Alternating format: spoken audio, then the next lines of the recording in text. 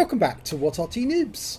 This is an AE Phase 1. It's a Tier 9 American reward heavy. It's located on the south spawn of Prokhorovka and it's under the command of Silberzwiebel. Now, he sent us in replays before, but not with this beast. The AE Phase 1 is the reward tank for Frontline. It's armed with a 120mm gun, which is capable of doing 400 output penetration of 258mm of armour. And although it doesn't look like it, it actually has two sets of tracks. Yep, there you go. See it at the sides? Two sets. Now, they're supposed to give good mobility, but actually they kind of ruin side scraping for this tank. It does have a really good turret, weak hull. The turret is very strong, but there is a cupola right on top of that turret, as you can see. Although Silberzwiebel keeps zooming out, and I think we might have to take control of the camera to stop him doing that because it's getting very annoying. Okay, he's made it up to the centre line, which on Prokhorovka means he can attack the hill as well as the enemy just over this ridgeline. The Barask is the only one that's been seen so far.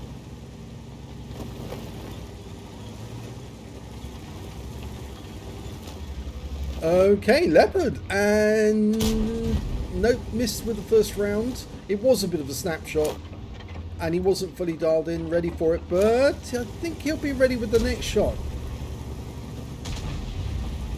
Just having an eye on that Barask. He doesn't want two shots into his side, losing 700 hit points or more in a snapshot. Oh, Centurion 7-1, nice. Juicy target, 459 high roll. Looks like he's setting up to feast upon these enemy tanks. Just got to make sure that he doesn't drive through his teammates' reticule at the time. He's actually platooned with Bear Sudden and he's in the UDES.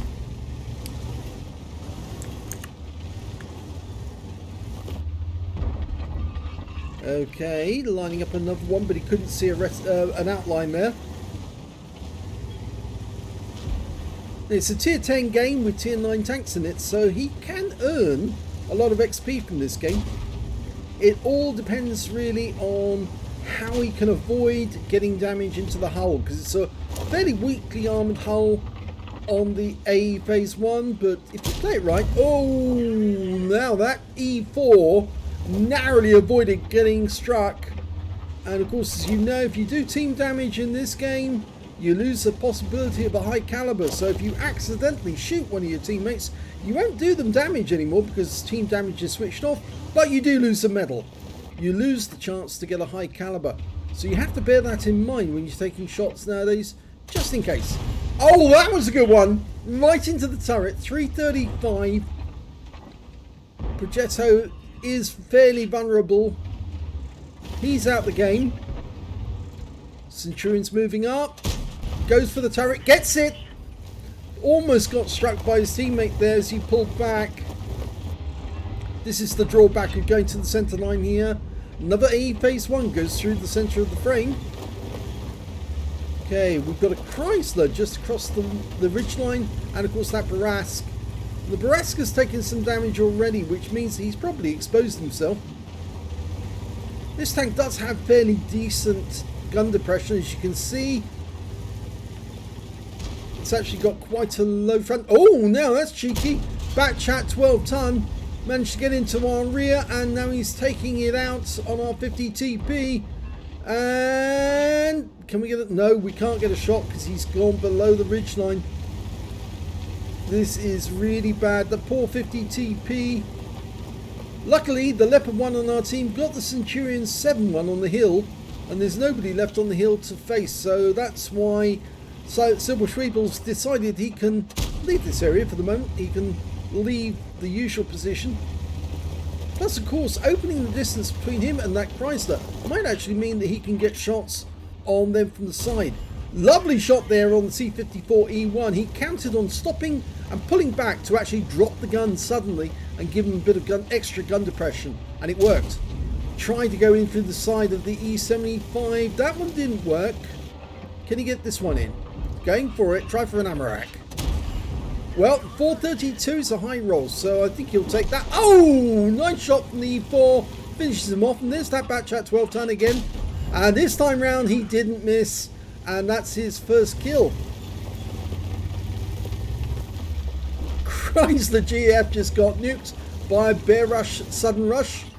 And that T-54E1 was exposing himself, but the shell actually bounced off. But Bear Sudden Rush got a shot in. Can he get another one in? Nope. The guy's gone, but he got a spotter badge for that one.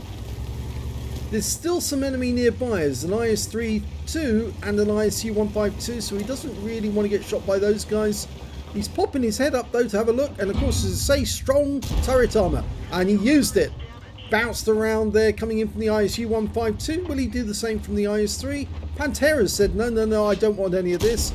But the IS-3, well, he stayed up long enough to actually bounce around.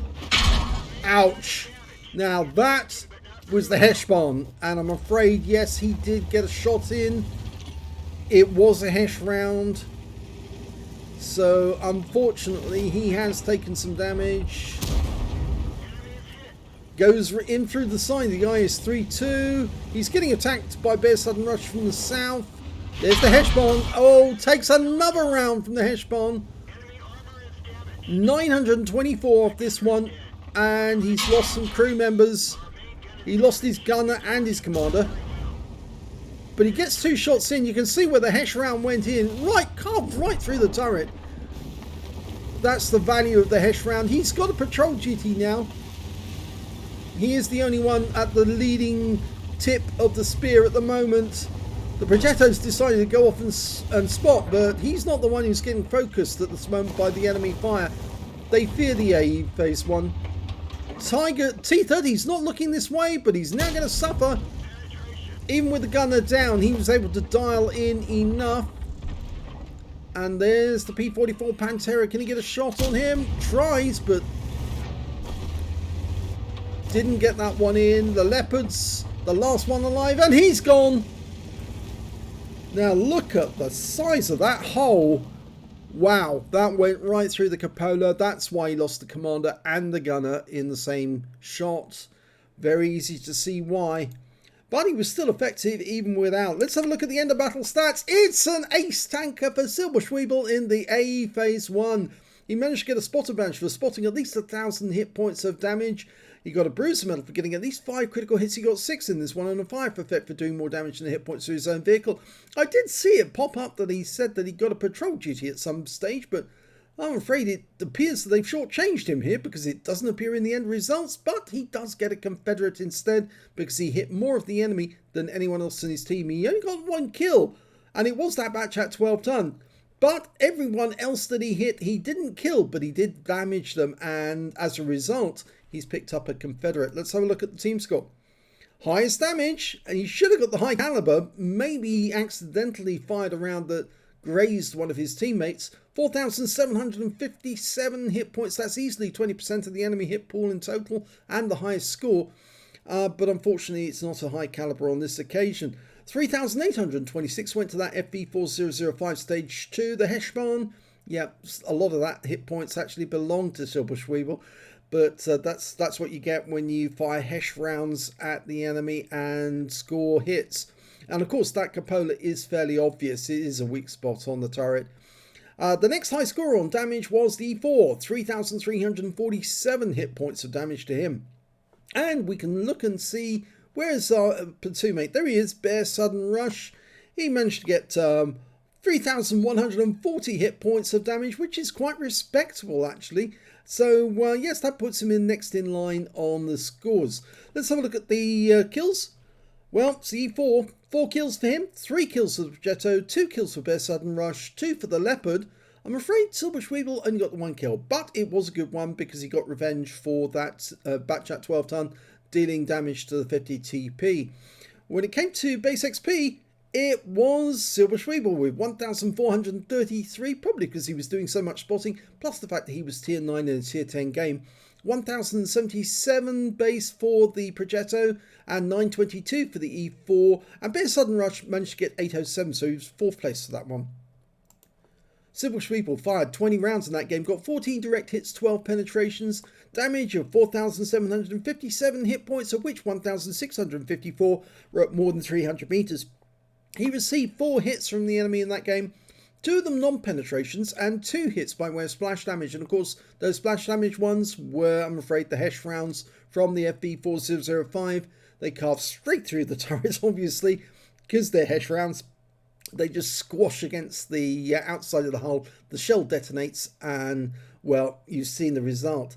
780 hit points of damage blocked by armor, 4 enemy vehicles spotted, 9 enemy vehicles damaged, 1 killed, and 5,660 hit points of spotting assist in that game. Really did well on the spotting assist.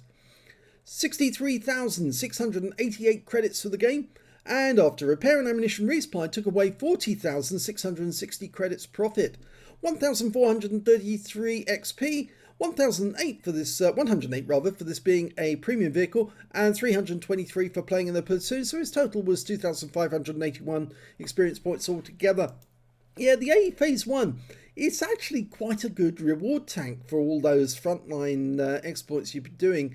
I know some people have actually gone for some of the other tanks, and, well, that's up to them. But I think this AE Phase 1 looks quite attractive, apart from the fact, of course, that double track system, which could be quite annoying if you had to side scrape. Yes, I think I would, because you'd be perma-track basically if one set of tracks is permanently out of action on one side. So, yeah. Okay, well, if you enjoyed that replay, please give this video a like and do subscribe to our channel, and thank you for watching.